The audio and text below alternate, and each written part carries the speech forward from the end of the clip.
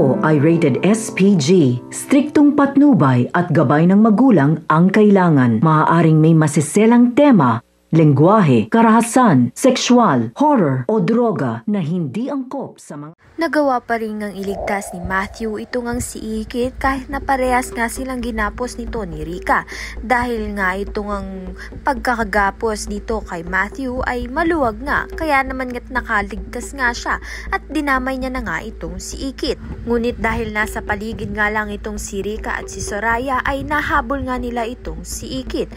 At dito na nga mapapahamak ng lubos itong si Ikit dahil ito ngang si Rika ay gigil na ngang paslangin itong si Ikit. Ngunit dahil nga ay natrack nga ng mga kaibigan ni Ikit kung saan nga tinago ni Rika ito ngang si Ikit at si Matthew, kaya naman nga't kasama ng mga kapulisan at itong si Drew ay pinuntahan na nga nila upang maligtas nga itong si Ikit at si Matthew.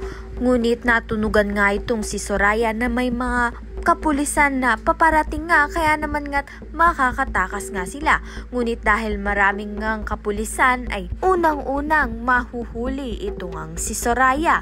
Susunod naman nga itong si Rika dahil nga ay itong ang si Matthew ay mabilis nga at ay naituro niya nga agad kung nasan nga itong si Rika. Kaya naman nga't magpapatuloy nga ang banding ng magkapatid, ngunit sa kulungan nga lang. Ayan ang mga napapala sa hindi nga makontento sa kung ano ngang meron at mapagmataas. Isang paalala na nga lang rin para sa lahat na makontento nga kung ano ngang meron at magpasalamat na nga lang sa mga biyayang ibinigay. Ayan at iba pa ang dapat nating pakaabagan. Maraming salamat sa iyong panonood.